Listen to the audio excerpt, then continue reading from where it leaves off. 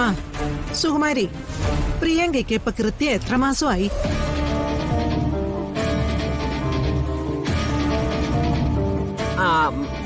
അതെന്തിനാ ഇപ്പൊ അറിഞ്ഞിട്ട്? അറിഞ്ഞിട്ട് കാര്യമുള്ളത് കൊണ്ടാ.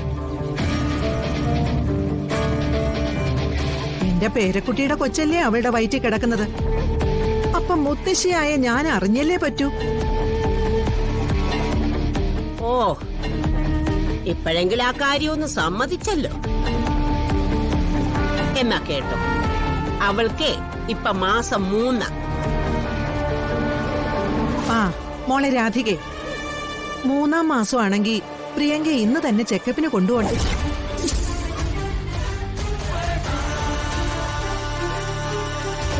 ആ അത് ശരിയാ മുത്തശ്ശി. അത് മാത്രല്ല, മാസവും ചെക്കപ്പും വേണം.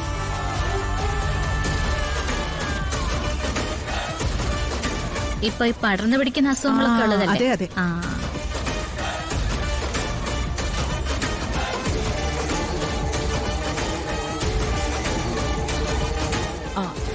അല്ല, ഇത് പോയി സംസാരിക്കേണ്ട ആവശ്യം എന്താ?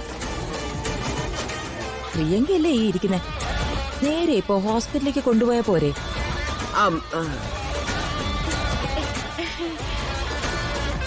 ആ നമ്മുടെ ഗൈനക്കോളജിസ്റ്റ് താരയുണ്ട്, അവളെ കാണിച്ചാ മതി. അവളാവുമ്പോ മിടിക്കാണല്ലോ.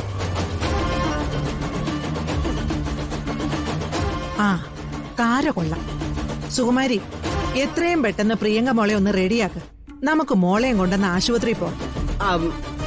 അവളെ ആരും എങ്ങോട്ട് കൊണ്ടുപോകുന്നില്ല എന്ന് പറഞ്ഞാൽ എങ്ങനെയാ മുത്തശ്ശി ശരിയാവ്? ചെക്കപ്പ് നടത്തേണ്ട അത്യാവശ്യമല്ലേ മുത്തശ്ശി വെറുതെ വാശി കാണിക്കല്ലേ. അവക്ക് വേണ്ടി ചെക്കപ്പൊക്കെ ഞാൻ ചെയ്തോളാം. മുത്തശ്ശി വെറുതെ തർക്കിക്കണ്ട. അവളെ ഡോക്ടറെ അടുത്ത് ഞാൻ കൊണ്ടുപോയിക്കോളാം. അതെന്തിനാ നീ കൊണ്ടുവന്നത്? ഞങ്ങളൊന്നും കൊണ്ടുപോയാൽ ശരിയാവില്ലേ? സുകുമാരി അല്ലേ പറയുന്നത് പ്രിയങ്കയെ നോക്കാനുള്ള ഉത്തരവാദിത്വം പത്മിനിക്കാണെന്ന്. അപ്പൊ പത്മിനി കൊണ്ടുപോട്ടെ. വേണ്ടെന്ന് പറഞ്ഞില്ലേ? എന്റെ മോളെ ഡോക്ടറെ കാണിക്കാനൊക്കെ എനിക്കറിയാം. സുകുമാരി വെറുതെ കളിക്കാൻ നിൽക്കരുത്. ഇത്രയും കാലം ഗർഭിണിയെ ഞങ്ങൾ നോക്കാത്തതിലായിരുന്നല്ലോ. നോക്കാൻ തീരുമാനിച്ചപ്പോ അതും പരാതിയും.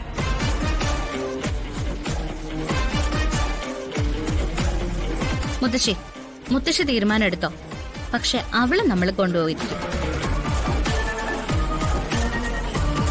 മോളെ പ്രിയങ്കെ, നീ എഴുന്നേറ്റേ. ആശുപത്രി കൊണ്ടുപോകാൻ വന്നിരിക്കുന്നു. അങ്ങനെ ആശുപത്രി കൊണ്ടുപോകേണ്ടതായ എന്തെങ്കിലും ബുദ്ധിമുട്ട് വന്നാലേ ഞാൻ നോക്കിക്കോളാം.